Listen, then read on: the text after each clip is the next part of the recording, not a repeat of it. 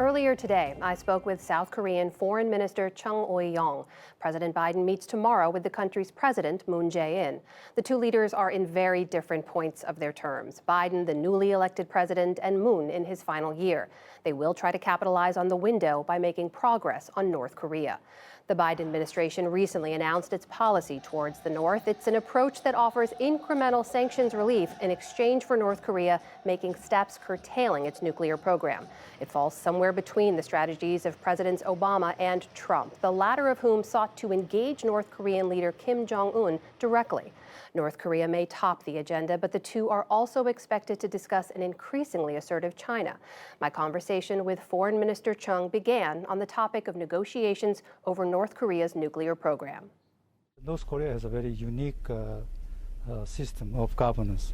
There is only one person who can make final decisions, which is their supreme leader, Kim Jong-un. So we thought top-down approach was more effective. And we tried it, and it didn't work as we had expected. So maybe this time we can have a combined approach. Of a bottom-up approach than top-down, though, right? I mean, they've said that they have a middle ground, we might say, between Obama's strategic patience and Trump's grand bargain. Do you think that that's sufficient, though, or do you think that the U.S. needs to be more forward-leaning to see some progress? Yeah, I think it is more forward-leaning.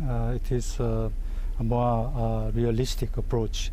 And at the 2+2 meeting held in Seoul last March, we agreed to engage North Korea on a fully coordinated strategy.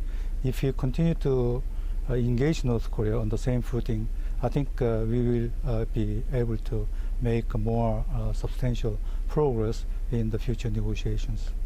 But why do you think this is more realistic? Why do you think this approach will see success where previous approaches haven't?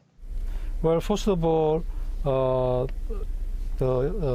U.S. government decided to continue to maintain continuity in the negotiations based on the progress we have made so far between the U.S. and the DPRK, and also between the two Koreas, including the Panmunjom Declaration of April 2018 between President Moon Jae-in and Chairman Kim Jong-un, and the 2018 Singapore Agreement.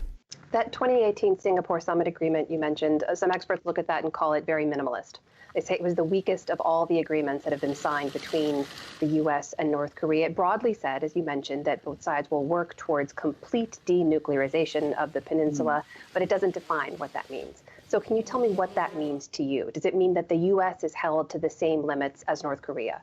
In 1992, the two Koreas issued a joint declaration of denuclearization of the Korean Peninsula.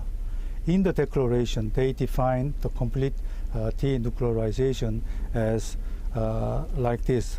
Both Koreas will not test, will not produce, will not receive, will not possess, will not deploy, and will not proliferate. So these are the very clear definitions of complete denuclearization of the Korean Peninsula.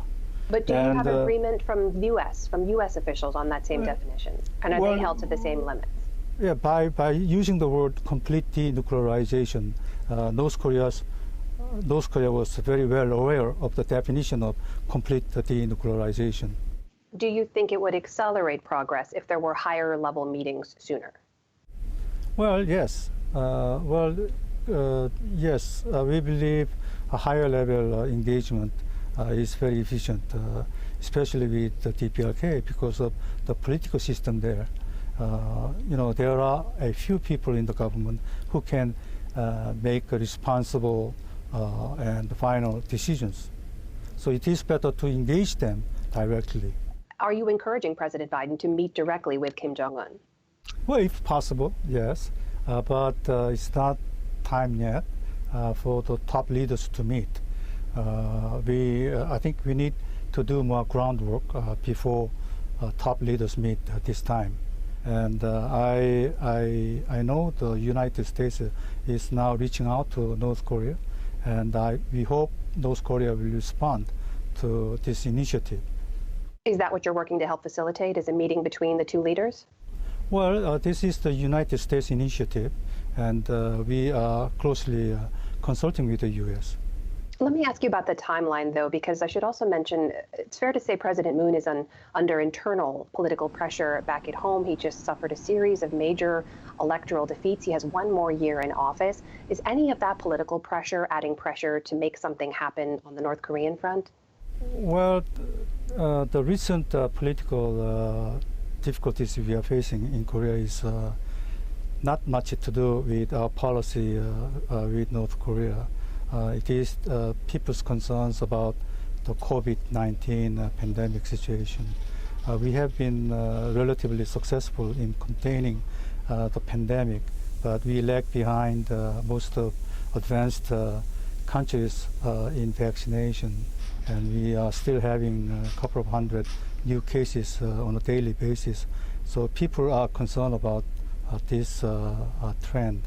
But in fact, we have secured enough vaccines to administer vaccinations twice the size of the population. But most of the vaccines we have secured are arriving in Korea in the latter part of the year. One more question on North Korea, if you don't mind. Part of the Biden strategy appears to be maintaining strong sanctions, and that, of course, will require Chinese support. Do you think that that's possible, given that the tensions are so high between the U.S. and China right now? You know, both countries are very important to Korea. The United States is our only treaty ally, and China is our largest trading partner. And we think the stable relationship between China and the United States is essential for peace, prosperity, and stability in the region and beyond. And we hope the U.S. and China will find ways to cooperate rather than confront. Minister Chung Eui-yong, Minister of Foreign Affairs for South Korea, thank you very much for joining us. Well, thank you for having me. I really enjoyed this. It's been my pleasure.